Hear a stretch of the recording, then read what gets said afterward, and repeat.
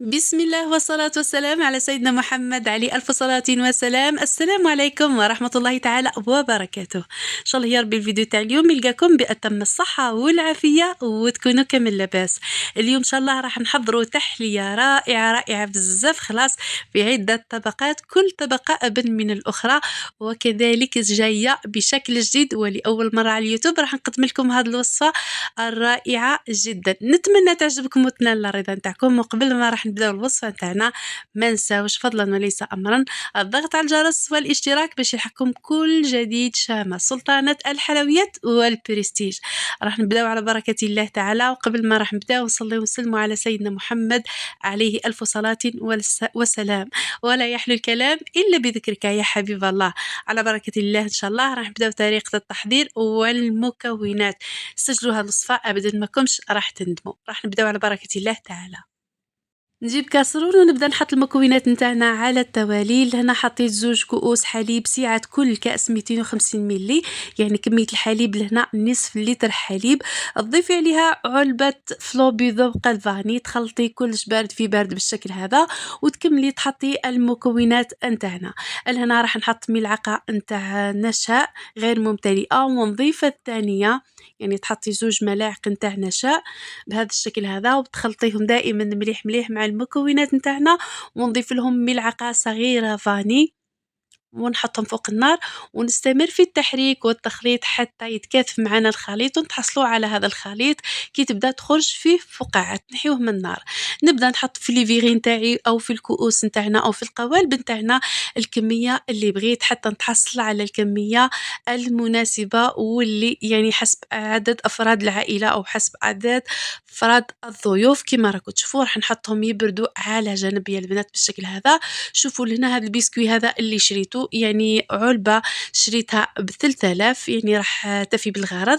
كذلك لهنا عندي حبة موز قطعتها دوائر صغيرة وحطيتها يعني على جانب تاع او على جوانب نتاع الكؤوس نتاعنا ولي فيغي نتاعنا بهذا الشكل هذا كما راكم تشوفوا. سلطانتي الغاليات من بعد تحطوا لهنا كل يعني فيغين حبة نتاع بسكوي او حبة تاع جاتو اي نوعية تفضلوها حطوها. انا اختاريت هذه النوعيه اللي بذوق الكاوكاو جايه هايله بزاف. كذلك لهنا تجيبوا نفس الكميه نتاع الحليب يعني نصف لتر، وتحطوا فيها علبه نتاع فلو بذوق الشوكولا، ملعقه كاكاو البني ذو الرائحه والطعم هايل بزاف خلاص، وتخلطوا كلش مليح. ولهنا لازم عليكم يا البنات تضيفوا من ملعقه الى 2 ملعقه، وكذلك ملعقه نتاع نشا، وتخلطوا كلش بارد في بارد. لهنا اولا باش تعطيكم الكثافه، ثانيا الكاكاو باش يعطيكم اللون والمذاق. تخلطوهم بالشكل هذا كما راكم تشوفوا حتى يبدا يثقل الخليط، ثم تفرغوه مباشره يعني حسب الكميه اللي كنتوا درتوها مسبقا. تحطوها فوق البسكوي وكذلك الموز اللي راح يعطيكم تدرج للطبقات الرائعه جدا. صدقوني هاد التحليه بنينه لازم عليكم تجربوها. كما قلت لكم غير بالفلو فقط وانتم تحصلتوا على تحليات رائعة جدا وابتكارات من سلطانة الحلويات والبرستيج.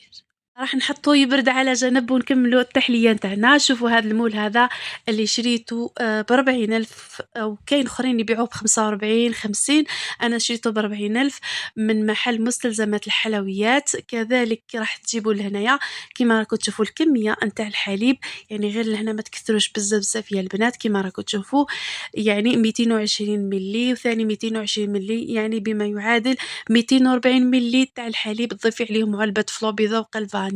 كذلك لهنا انا ما كانش موجود عندي الكراميل، واش درت له عطر الكراميل وخلطت مليح، ثم ضفت له كذلك لهنا ملعقه نتاع سكر وملعقه نتاع نشا وملعقه نتاع فارينه حتى نتحصل على يعني خليط يكون كريمي هايل بزاف. شوفوا الشكل نتاعو رائع جدا والريحه نتاعو ولا اروع. تجيبي هاد الليمون هذو تبليهم غير شوي بالماء، يعني ما تنحيش الماء هذيك الكميه نتاع الماء، وتبقاي تحطي الكريمه نتاعك في الليمون مباشره بهذا الشكل هذا، وتعطيهم خبطه بزوز كي تكمليهم كامل، وتحطيهم في الثلاجه. اولا يبردوا برا على برا، ثم تحطيهم في الثلاجه حتى يبردوا.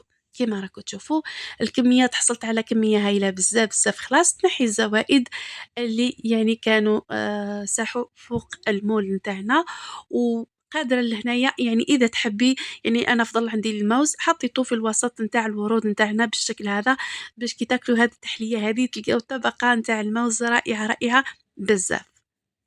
لهنا اللي ماشي متوفر عندهم المول يعني تقدروا تستعملوا لي فيغين فقط، تحطوا الطبقات، تحطوا الفلو بالشكل هذا، تحطوا في الوسط الموز. لهنا عطيت لكم يعني فكرة، إذا ماهوش متوفر عندكم هذا المول ولا أي مول يعني تختاروه. لكن هاد لي مول هادو صدقوني راح تبتكروا بهم في رمضان، راح ندير لكم كذلك مملحات بيهم رائعة جدًا. شوفوا يا البنات لهنا راني أنا ما خليتهمش بردوا بزاف بزاف، لكن من المستحسن أنكم تخليوهم من نصف ساعة إلى ساعة إلا ربع حتى يعني يشدوا رواحهم، ثم تنحيهم بكل سهولة. أنا بديت يعني كيما قلت لكم نحي بصوابعي على الجوانب تاع الوردة نتاعنا، ثم قلبتهم على دفعة واحدة نحيتهم وتحصلت على ورود ولا أروع. تقدروا كذلك لهنا كفكرة تقطعوا هذا المول هذا إلى كل حبة على حدة، تجيكم يعني مباشرة تهزوها تحطوها فوق لي فيغي نتاعنا والكؤوس نتاعنا مباشرة، تجيكم يعني سهلة ماشي كي بالعذاب هذا اللي ندير فيه هنايا كيما راكم تشوفوا. لكن كيما قلت لكم الديفو اللي درتو انا لهنا او الخطأ اللي درتو لهنا اني ما خليتهاش يعني تشد روحها بزاف بزاف، خلاص مباشرة شدت روحها، شفتها شدت روحها نحيتها.